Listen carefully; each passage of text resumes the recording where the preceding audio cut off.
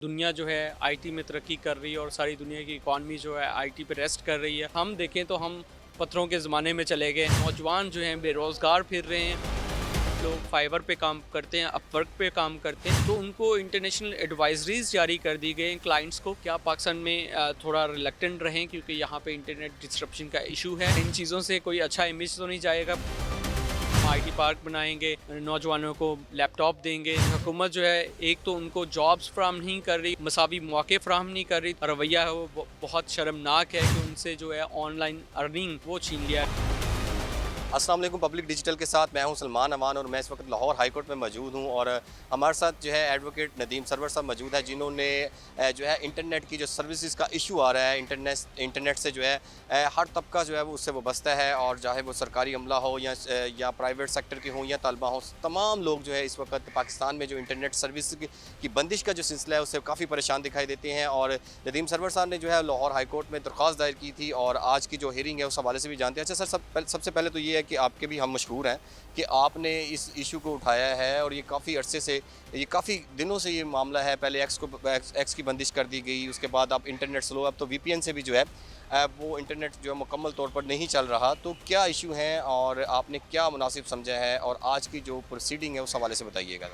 जी, basically जो मेरी main petition और मेरी ग्रीवियंस थी वो ये थी कि दुनिया जो है आईटी में तरक्की कर रही है और सारी दुनिया की इकॉनमी जो है आईटी पे रेस्ट कर रही है और दुनिया जो है अपने आप को डिजिटलाइज कर रही है।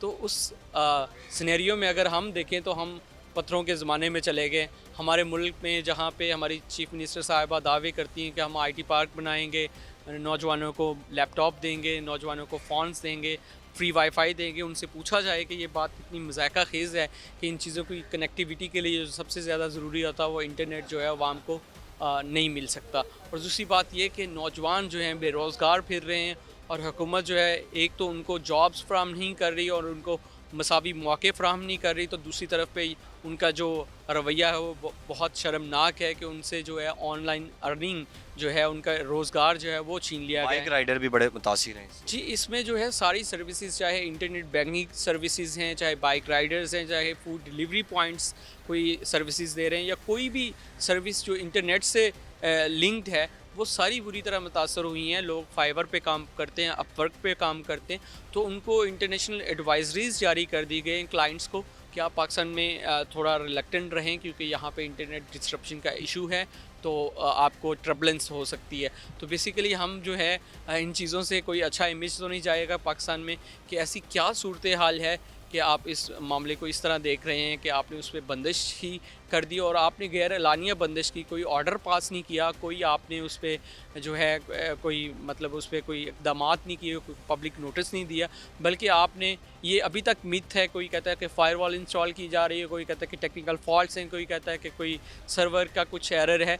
तो अभी तक ये मिथ है, किसी को पता नहीं है, हुकूमत को भी नहीं पता कि ये कहाँ से हो रहा है। हुकूमत से बाज़ वज़ीरों को और मशीरों को जब ये सवाल किया गया कि इंटरनेट की डिस्ट्रप्शन का इशू क्या है, तो वो कह रहे हैं आप पीटीए से पूछे, पीटीए कहता है आप फेडरल गवर्नमेंट से पूछे। तो ये अभी तक मिथ है। तो आज अदालत में भी आपने जब केस पे फाइल किया, आर्गो कर रहे थे, तो वफाकी वकील जो पूरी तैयारी के साथ नहीं है, अदालत ने कहा आप तैयारी करके हैं, तो दोबारा जब केस पर समाअत हुई है तो फिर भी कोई उनका जो जवाबात थे वो तसल्ली बख्श नहीं थे। जी, बेसिकली जो सुबह हियरिंग हुई तो उन्होंने बड़ी स्वीपिंग स्टेटमेंट दी कि ये मैटर चूँकि इंटरनेट सर्वर डाउन है तो इस वजह से आ रहा है।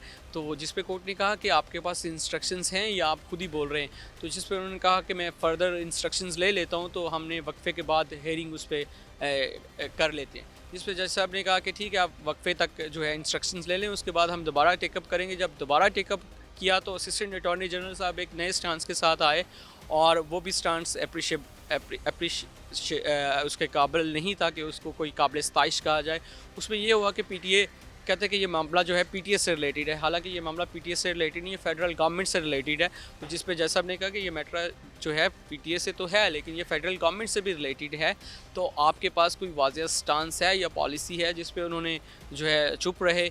तो कोर्ट ने कहा कि ये मामला चूँकि पब्लिक इंटरेस्ट का है, मफाद आमा का है, काफ़ी इंपॉर्टेंट मसला है और इसके अलावा हमारी मुल्क की इकॉनमी जो बहुत ही बुरे हालात का शिकार है उसका भी मसला है, तो इस पे मैं एक अप्रोप्रिएट ऑर्डर पास करूँगा, उसके लिए इंतज़ार में रखा है ये। अदालत ने अब केस की समाअत मुलतवी कर दी। अच्छा, मुझे ये बताएं, कहीं ये इश्यूज तो नहीं है जो मुल्की हालात हैं उसके पेश नज़र ये भी कहा गया है कि डिजिटल दहशतगर्द बड़े एक्टिव हैं। क्या उनको रोकने के लिए ये इक़दाम किए जा रहे हैं? क्या इस बात का ख़्याल नहीं किया जा रहा कि पाकिस्तानी इकॉनमी जो है वो आगे जो है मुसलसल जो है माशरत हमारी तबाही की तरफ जा रही है, और फिर इस तरह के इक़दाम करना क्या ये पाकिस्तान के लिए बेहतर है? देखिए, मैं आपको बताऊं कि आजकल की जो इकॉनमी है वो बड़ी उसमें चेंज आ गई है। इकॉनमी जो है डिजिटल इकॉनमी है।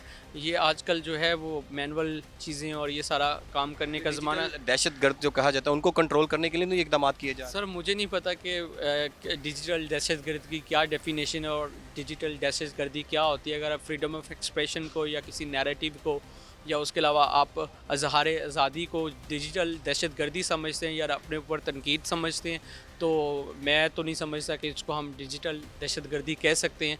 तो हर इंसान अपनी ही डेफिनेशन के साथ आ रहा है। कोई उसको डिजिटल दहशतगर्दी कह रहा है, कोई क्या नैरेटिव बिल्ड कर रहा है, कोई क्या नैरेटिव बिल्ड कर रहा है। तो मैं इस किसी भी बात से इत्तेफाक नहीं करता कि अगर मतलब ये है तो इसको कब करने के लिए लॉज मौजूद हैं। आपके पास पीका मौजूद है, prevention of electronic crime act मौजूद है, डेफेमेशन लॉज हैं, उसके अलावा पैमराज के रूल्स और रेगुलेशंस हैं।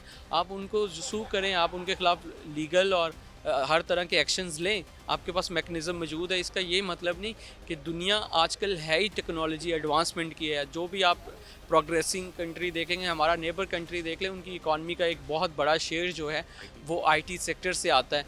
तो वो देखें, अगर हम उनको भी कह दें, उन्होंने इंडिया में रिवोक किया था 370 जब आर्टिकल, तब भी इंटरनेट की बंदिश हुई थी, लेकिन उनको कहा था कि इकॉनमी डायरेक्टली लिंक है, फ्रीडम ऑफ बिजनेस है और फ्रीडम ऑफ एक्सप्रेशन है, तो आप इसको इंडेफिनिट पीरियड के लिए कर्टेल नहीं कर सकते। उन्होंने एक अच्छी चीज़ की थी, उन्होंने ऑर्डर भी पास किया था कि इंटरनेट बंदिश के हवाले से। हमारे मुल्क में तो कोई इंटरनेट बंदिश के हवाले से ऑर्डर ही पास नहीं किया गया, ना नोटिस दिया गया।